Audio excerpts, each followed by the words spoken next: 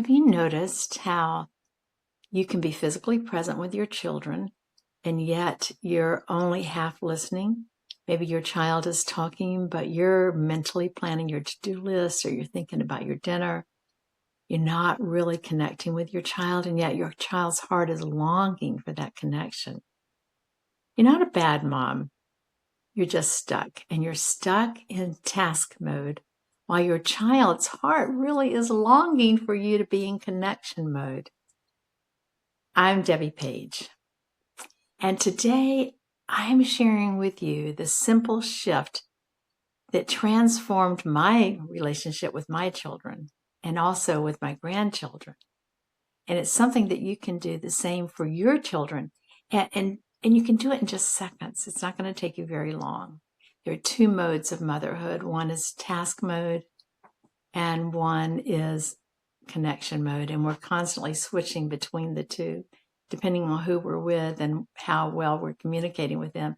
But the task mode is when you're focused on getting things done. I'm a task-oriented person. I know that about myself. I like to clean up. I like to manage my schedule. I like to do the grocery shopping. I like to solve problems, and my brain likes to organize around all these efficiency and completion of the jobs. So I'm always thinking about what needs to happen next.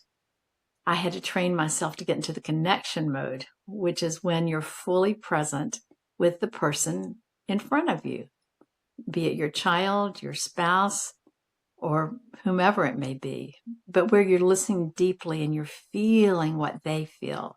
Your brain is organized around the relationship rather than the task that you're thinking that you need to get done. With that person in front of you, you're thinking about them, you're listening to what they're saying. Both modes are essential. They're part of life. We can't have one without the other. Most of us are imbalanced with that. I was totally imbalanced with being task-oriented, and it took somebody, a coach, to point that out to me. But your children are usually always in connection mode. That's what they're wanting to do. They're wanting to connect with you. And when my children were young, I noticed something that was really troubling. Even when I was physically with them, I just wasn't always present with them. I was just tending to think about the things I wanted to get done, needed to get done. So my body was present, but not my mind and my heart. And those are essential for us to really connect with one another. So one day my young son looked up at me and he said, "Mommy, you're not really listening." Oh, he was so right. I wasn't. And that really stopped me right in my tracks. I was not listening. Even though I was there, I was physically there, I was not listening. I was mentally absent. I really gave that a lot of thought and began to figure out, how can I get into more of this mode of living my life with my children where I'm really connecting with them. One of the things that I decided to do was, and I don't know that it was specifically because I was thinking about this connection mode, but it served that purpose. And that was that we started having tea parties every afternoon.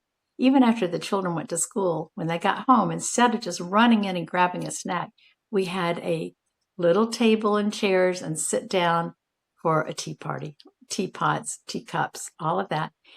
What I found then is that the snack wasn't what was so important to the child, but it was the time they were spending with me, that connection, me making eye contact with them. Do you know that when you make eye contact with any person, you're signaling your brain to release hormones? Say to yourself when you are looking at another person, "I love you." And if it's your children, I like to go on, and this is all internally, and I say, "I will care for you as long as you need me. I love you."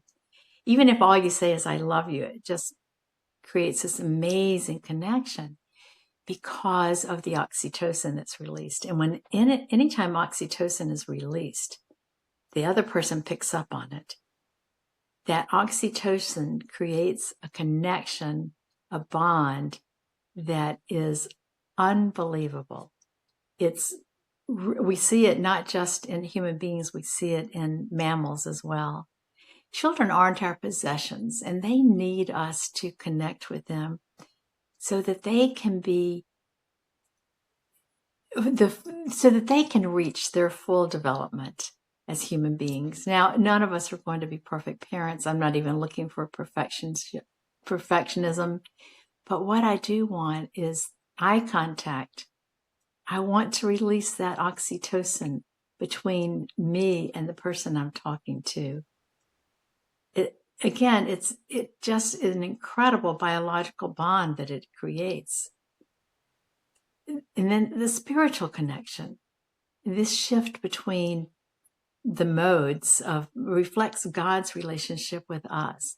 He's simultaneously running task mode and connection mode. And all the while, he's being intimate with us. He's present with each one of us.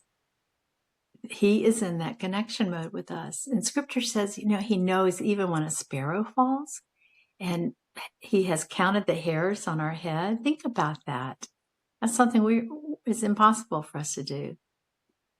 But connection mode in the midst of this cosmic task sets a great example for us of how we want to shift into that connection mode with our children, with anyone we're wanting to have a relationship with, because we're modeling God's attentiveness to us and to them, and we're showing them what it feels like to be seen, to be heard, to be valued.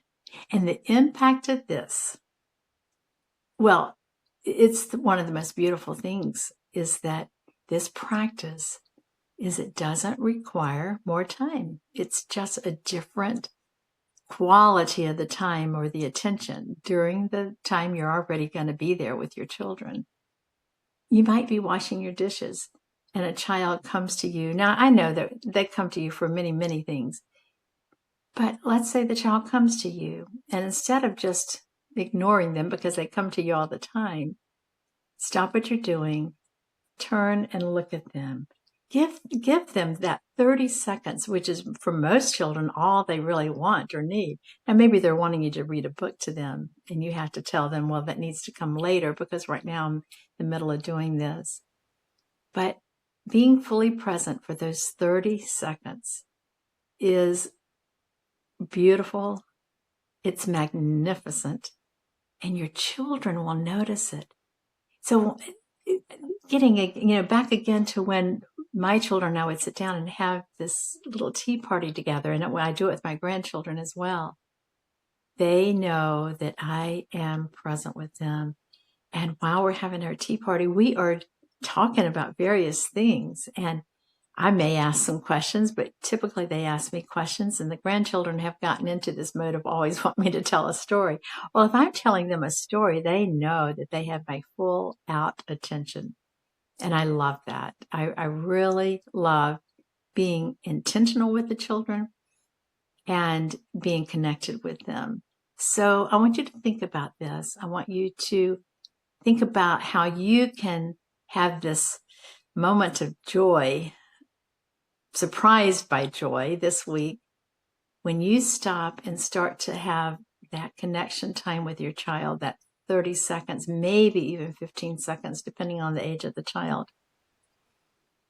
You are going to be surprised by joy. You are going to see a child who's much more satisfied and less needy and more relaxed. I see it in the grandchildren. I see it all the time, and I'm with them quite a lot. So be fully present. Give them that 30 to 15 or 15 to 30 seconds and enjoy being the mom. And don't be surprised if you're surprised by joy this week when you begin to have this eye contact. This oxytocin starts to flow in your brain as well as their brain, also with your husband.